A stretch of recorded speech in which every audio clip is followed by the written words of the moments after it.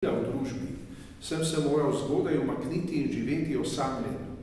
Če sem hotel kdaj preko tega, kako grdo me je potisnila nazaj, dvakrat žalostna usoda mojega slabega sluha.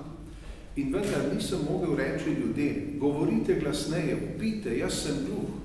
Kako bi tudi naj priznal slabost tistega čuta, ki bi moral biti pri meni popolnejši, kakor pri drugih, čuta, ki je bil nekoč kar najpopolnejši. Živeti moram kot izgnanec. Kakšno ponižanje je bilo zame, ko je človek ob meni oddaleč slišal flavto, jaz pa nič. Ali je slišal peti pastirja, jaz pa nisem slišal nič. Takšni dogodki so me pripeljali skoraj do obupa. Malo je manjkalo in bi sam končal svoje življenje. Samo ona, pravi, namreč umetnost me je še zadrževala. Nur sie, die Kunst, sie hielt mich zurück. A zdelo se mi je nemogoče, da bi prej odšel z tega sveta, preden izvršil vse, kar sem čutil, da sem dolžan napraviti. Tako sem naprej nosil težo tega zares bednega življenja. Potrpljenje, tako pravijo, si moram izbrati za vodnico. Za vodnika, to sem tudi storil. Upam, da bom vztrajal pri tej odločitvi, dokler se neizprosne parke ne odločijo, da pretrgajo nič življenja. Parke ali parce so v rimski mitologiji boginje usode. Morda bo bolje, morda ne, pripravljen sem. Božanstvo, Gottheit, imenuje on, ne. Ti gledaš z višin v mojo notranjost, ti jo poznaš. Mogoče je bila njegova vernost malo drugačna, ne, malo bolj, kako bi rekli, kaj pa vem, panteistična, ne, neko smer, ampak vendarle, pravi, ti gledaš z višin v mojo notranjost, ti jo poznaš. Ti veš, da domujeta v njej ljubezen do ljudi in nagnjene k dobrotivosti. Vidva, brata moja želja je, da bi vama bilo usvojeno boljše, bolj brezskrbno življenje, kakor meni. Svojim otrokom priporočajta krepost. Pravi, kajti samo ona prinaša srečo, ne denar. Govorim iz izkušnje. Ona me je podpirala celo v siromaštvu, njej, torej kreposti in svoji umetnosti, se lahko zahvalim, da nisem sam končal življenja. Torej, to piše on pri svojih 32 letih pomislil. Dano mu je bilo še 5 let življenja in v tem času je še ogromno napravil. Dokončal je 8 od svojih 9 simfonij. Leta 1805, 3 leta kasneje, je napisal 5. simfonijo z znanimi začetnimi takti, ki jih je pospremil z besedami tako trka usoda na vrata duše. Po letu 1814 se mu je stanje vidno poslabšalo. Tisto leto je imel zadnji nastop kot pianist. Odtlej je igral le še v družbi prijateljev in sam. Po letu 1818 se je z okolico sporazumeval samo še pisno, se pravi zadnjih 10 let. In so ohranjeni taki zapiski, ne, papiri, kamor je pisal, da se je sporazumeval. V letih popolne gluhote je zložil še kirije od svoje slovesne maše, mise solemnis. 7. maja 1824, 3 leta pred smrtjo, je še zadnjikrat dirigiral obsežen program, del katerega je bila tudi njegova velika maša. To je bila zares njegova daritev, njegova maša, ker saj navdušenega ploskanja občinstva ni več slišal. Ne.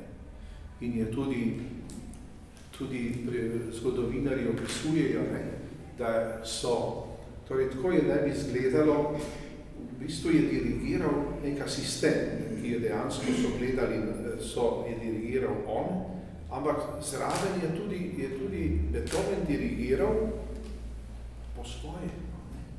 In je celo so izbrali oni hitrejši tempo, tako da je na koncu Beethoven zaostal in je dirigiral še, ko je bila skladba končana. In to je bil trenutek, ki je bil neskončno ganljiv. Tako da, ko so začeli ploskati, tega ni slišal in potem je neka solistka tako diskretno, nežno stopila k njemu in ga obrnila proti občinstvu, da je videl, ne, da se je zahvalil za aplavz. Torej, sporočilo tega je ravno to, ne, premagati, imeti neko trdnost, on pravi krepost, umetnost, nekaj, kar te žene naprej, to še moram, dokončati moram življenje, ne smem, ne? Ljudje pričakujejo, od njega so ogromno pričakovali in je ogromno dal. Ne? In ta čut poslanstva, ki je lahko pri enem očetu in mami odgovornost do otrok, ne? Naj bi človeka gnala naprej. Zakaj pa? Kljub temu, pa tudi razumem od Beethovna, ne? Skrajna stiska človeka stisne zelo ozko, ne? Zelo na tesno in takrat ne moreš obsojati, ne? Če človek vendarle izgubi tla pod nogami. Ne? Profesor Dolenc, v svoji spremni besedi mnogo pišete tudi o upanju. In vaš citat je, sproti upanju stoji obup, in vaš citat je tudi obup je del našega človeškega izkustva. In tu nasproti potrebujemo upanje, ga potrebuje tako osebe, ki se znajdejo pred vprašanjem samomora, kot tudi osebe, ki so mu priča samomoru. Anja, tudi vi ste potrebovali upanje po smrti svojih staršev. Odkot ste ga črpali? Ja, na začetku mi je bilo zelo težko leta 2007, so se mi res tudi meni zamajala tla pod nogami, ker si nisem nikoli mislila, da bom mogla skozi te tragedije oziroma da bom starša kar izgubila in bolj čez čas še očeta oba. Mislim, da je veliko mi pripomogel ta cviren vere, da ga še nisem izgubila. No. Seveda tudi sočustvovanje drugih ljudi z menoj, ena empatija, ki mi je bila namenjena, pa da so določeni ljudje zdržali z menoj. Seveda bolečine nihče ne more vzeti, pa kakršnokoli nosimo, vsi, tudi tukaj, ko sedimo, ima vsak verjetno svojo bolečino, ampak nekako tako. Seveda je bilo veliko jeze proti sami sebi usmerjeno, potem jeze na starša, potem jeze na Boga. Lahko bi s to jezo tudi nadaljevala še kar naprej. Lahko rečemo, da je v krščanskem okolju morda samomor dobi še večjo stigmo kot pa sicer, ravno zato, ker smo prepričani, da veren človek ima več upanja, večji zalogovnik upanja, če lahko rečeva, ali pa morda večji strah pred tem, da bi se to razumelo kot greh in da potem krščansko občinstvo, krščanska družina ravno zaradi tega to doživlja še kot večji neuspeh. Verjetno je dodatno breme to, ki ga daje družini, zato tudi verjetno veliko ljudi tudi prikriva, da se je zgodil samomor ali spremenijo podatke tam pri mrliškem listu, ko se obkroži, glih zaradi stigme, ki pač potegne. Zagotovo gledamo drugače eno mamo, ki je naredila samomor, ali pa eno mamo, ki jo je med tekom infarkt, recimo. Mislim, da ne hoti naredimo si svojo sodbo, pa da ne bomo obsojala, no, tako se mi zdi. Vaš magisterij, kot smo že povedali, nosi naslov Proces žalovanja pri naravni smrti in po samomoru. Če bi skušali strniti, kakšne so razlike v procesu žalovanja? No, ker je bil vzorec zelo majhen, statistično niso pomembne razlike, ker je bilo 50 žalujočih po naravni smrti, pa 50 žalujočih po samomoru. Je pa izrazita večja krivda pri žalujočih po samomoru.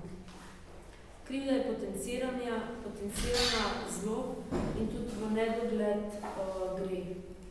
Predvsem krivda in stiske, kako integrirati se potem naprej v življenje. Imam še eno vprašanje za vaju oba. Namreč, koliko današnja družba še razume človeško življenje kot recimo vrednoto, kajti praznujemo, kot smo rekli, svetovni dan boja proti samomoru, na drugi strani se pa številne družbe soočajo z vprašanjem popolne dekriminalizacije pomoči pri samomoru, se pravi nekakšne oblike evtanazije. Ni to eno zelo nenavadno soočenje popolnoma dveh nasprotnih idej? Ja, seveda. Evtanazija je velika tema moralne teologije, ne? In znano je, da katoliška moralna teologija odklanja evtanazijo, se pravi direktno povzročeno pomoč, ki je v bistvu direktno povzročena smrt, ne? Vendar pa dopušča, da se prekine neko intenzivno, zelo intenzivno ohranjanje življenja, kadar takšno zdravljenje in ohranjanje nima čisto nobene perspektive. Ne? To bi tako imenovali v bistvu pasivna pomoč, ne pa aktivne pomoči pri evtanaziji. Ja, tukaj se mi zdi odnos do življenja, kot pravite, ne? Ali je še vrednota. Ne? Nekdo je rekel, življenje je točno toliko vredno, kolikor stane en izstrelek, en metek. Ne? Toliko je vredno danes v svetu. En metek ga konča. Ne? Žal je tako, da je današnja miselnost in današnja kultura precej zaznamovana s kulturo smrti. To je pravzaprav ne kultura smrti, ne? Da na življenje na svojem začetku, od naravnega spočetja, od naravnega začetka naprej do naravnega konca, nima za ljudi enake vrednosti, ne? Ampak naj bi imelo vrednost samo tisto življenje, ki ga uživamo, ne? Ki ga v polnosti uživamo, ki je polnokrvno življenje. Ne? Medtem ko vse druge oblike pa ne bi imele pravice do obstoja. Seveda so to usodni in človeka nevredni nauki, ki so bili navzoči v 20. stoletju znotraj nacistične ideologije, vendar se nekako v preoblečeni obliki spet vračajo. Tudi v tem nauku oziroma v dopuščanju in dovoljevanju splava, nasilne usmrtitve otrok pred rojstvom, potem v obliki svobodne evtanazije, kadar si jo človek sam izbere. In nasploh v našem odnosu do življenja, ki je večkrat tudi zelo malomarno, bi rekli, zato ker tudi pišem, ubija celo naš slog življenja. Slog zahodnega porabniškega življenja, ko razmetavamo z dobrinami. Nekdo je zapisal takole, živimo na račun tretjega sveta in na račun prihodnjih rodov. Tudi ta slog razmetavanja hrane, recimo, in prevelikega trošenja in uničevanja okolja, seje smrt na drugem koncu sveta. Tudi to kaže, koliko nam pomeni življenje, zlasti življenje drugih, za svoje bi se še kar borili, zavzemali. Ja, jaz bi rekla, da po eni strani smo zelo napredni, napredujemo, po drugi strani pa v enih osnovnih stvarih nekako nočemo govoriti. Rojstvo, smrt se dogaja ves čas, kot da tega ni, a ne. Radi se imamo fino, dobro, ko pa pride ena stiska, pa kar človek ne ve, kaj bi s tem naredil. Tako da po eni strani zelo podaljšujemo življenje z vsemi mogočimi medicinskimi študijami, pripomočki, po drugi strani pa ne zmoremo o tem vsaj malo spregovoriti in direkt v bolečino iti. Še eno vprašanje, preden damo čas tudi za vprašanje naših poslušalcev. Spregovorili smo o tem, kako se bi morala družba malček spremeniti, ne, kako bi te življenjske teme postale spet središčne, kajti okrog njih se spletajo vse naše življenje. Morda bi vsaj kakšno minuto namenili tudi svojcem žalujočih, torej žalujočim po samomoru. Anja, po vašem mnenju, po vaši izkušnji, na kaj bi morali biti žalujoči svojci pozorni pri svojem žalovanju? Torej, kdaj bi lahko jih zaskrbelo, da preveč žalujejo, da ne znajo pravilno žalovati? Jaz bi rekla, da samomorov je veliko, ampak še več je pa ljudi, ki ostanemo sesuti po samomoru bližnjega. Velikokrat dobim klic, ko nekdo že verjetno žaluje že 10 let, 20, ker je pač žal obtičal v eni fazi žalovanja. Zdaj, daleč od tega, da bi rekla, da je pri meni vse in sploh dobro, seveda pridejo trenutki, ko te pač malo obrnejo v negativno. To so predvsem prazniki, obletnice, določeni dogodki, kjer si pač želiš svojih bližnjih. Zdaj, na kaj bi mogli biti pozorni? Jaz bi predvsem veliko staršev me kliče, ko izgubijo svojega otroka zaradi samomora. Težko je karkoli komu povedati, če nekako ne zmore sam.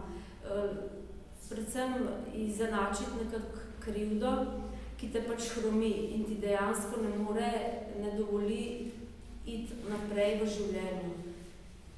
Zdaj, jaz mislim, da je krivda tukaj največji razlog, katerega bi se lahko svojci, vsi, ki so v tej situaciji, nekako obrnili na to, da krivda ne prinese nobene koristi. Čeprav je to zdaj zelo lahko reči, ampak narediti je pa druga stvar. Morda lahko poveste tudi kakšno informacijo, na koga vse se pri nas v Sloveniji lahko svojci obrnejo, kadar jih teži, kadar so obteženi v takšnem življenjskem položaju. Zagotovo pač osebni zdravnik, določene inštitucije, ki pomagajo ljudem. Zdaj, predvsem mislim, da potrebujemo mogoče nekoga bolj, kot da si slišan. Niti nekakih velikih besed, kot je profesor rekel, molk tudi veliko pove, recimo. In dobri poslušalci smo lahko pravzaprav vsi. To je naloga tudi za nas. Hvala lepa. Preden zaključimo tole predstavitev s tiskovno konferenco, izvolite, če ima kdo kakšno vprašanje za gospod Klačara, za profesorja Dolenca, je sedaj pravi trenutek. Jože Pavlič, družina. Ravno včeraj sem bral kar pretresljivo poročilo, sem tudi pripravil prispevek za družino o samomorilnosti v Avstriji. In danes vesel sem in hvaležen obema, torej to je konkretno dejanje. Predvsem sem hvaležen profesor Bogdanu Dolencu za njegovo spodbudno besedo. Ne toliko kot pisal spremne besede, ampak kot duhovniku, kar je povedal. Ker to se mi zelo pomembno, ker je on tukaj spregovoril kot duhovnik, torej posvečena oseba. V Avstriji so v Lincu, kjer je zelo veliko samomorov, so prižgali zdaj ob 12:15 okrog 215 sveč. V spomin na vse, ki so naredili v lanskem letu samomor. Mogoče bi tudi kakšna konkretna akcija, govori tudi v Ljubljani imamo Šulinsko cerkev, pa kakšne druge, tako odmevno akcijo, ne ravno na ta dan, ampak mogoče že pred tem dnem kaj narediti. Torej, kako pomaga. Drugo, kar mi je pa pretreslo, ko sem bil sam blizu nečem,